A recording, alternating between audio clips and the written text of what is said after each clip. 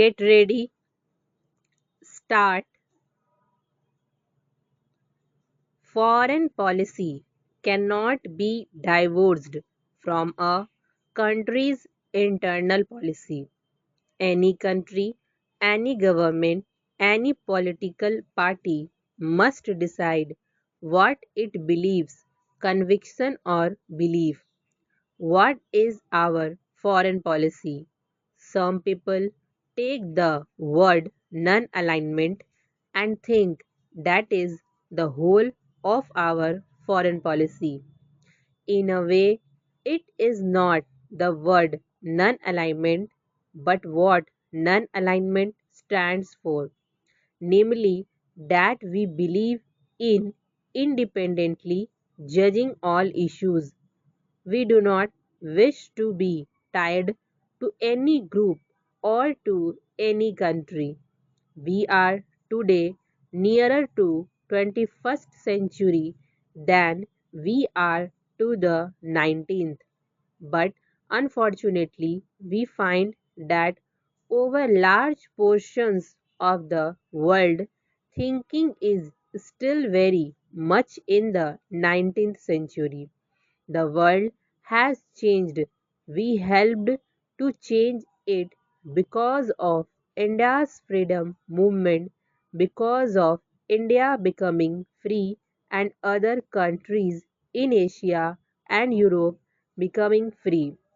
This has been the greatest change in the world. Although it was obvious to us that we would become free and that our freedom would lead to the freedom of other countries, this process came somewhat as a shock to the colonial powers. For some time they seemed to be stunned by that shock, but it has not taken long for them to recover.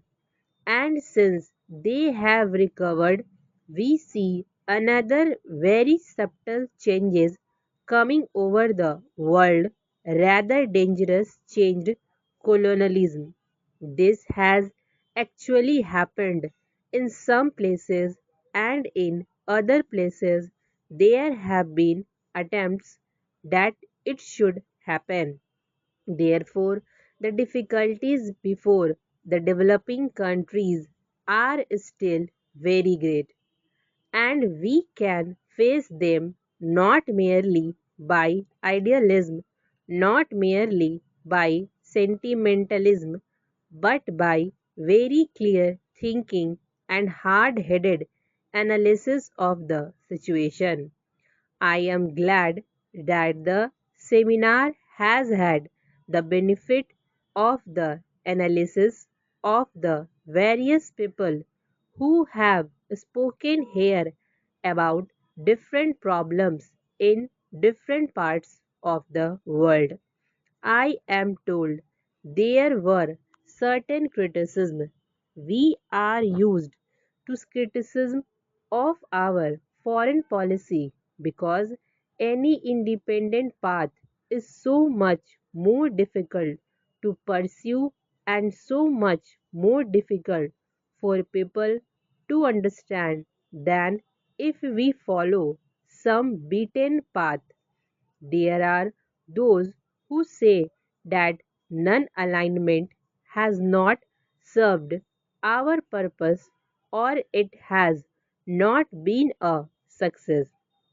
Many of those who have been against non alignment all these years and who criticized my father and myself for trying to pursue this path are today not attacking non alignment as such, but are saying that we are not truly non aligned. The great attack today, the greatest weapon which is used against foreign policy, is to say that in effect we are following the Soviet line. Perhaps they think their saying so will frighten us into trying to give up our friendship with the Soviet people. Perhaps they merely think that they will be able to blow up the image of independence which we have amongst our own people and amongst the world. Let us very clear that regardless of what our big newspapers say, here the image of India is very clear outside. It is not an image of a country which follows any group or country.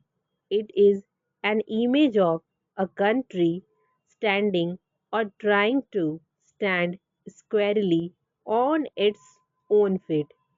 It does not mean that they always think we are right.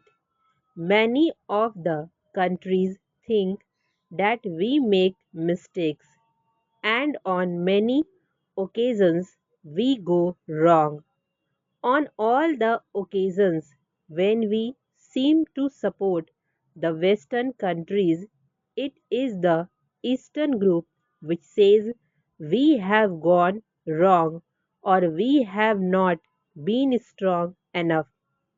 On those occasions when we have supported the Soviet people, or more likely the African Asian countries, the Western world thinks we have gone wrong. On one occasion, the American ambassador complained to me that we had supported the Soviet Union on more occasions in the United Nations than we had supported other countries. I said, let us look at each occasion. I did not have details with me there and then because this remark was made at a party. But I said, if you look at the occasions on which we have seemed to side with the Soviet Union, what do you find? Were they not issues in which India and the developing countries were vitally interested? And if this was so, would it not be more true to say that the Soviet Union has supported the stand taken by the developing countries, by the African and Asian countries, and not that we had gone out of our way to support the Soviet Union? Afterwards, I put this question to the Ministry of External Affairs, and actually, when we counted up, we found that it was not even true to say that we had voted with the Soviet Union on more occasions than we had voted with the other countries of the Western Bloc.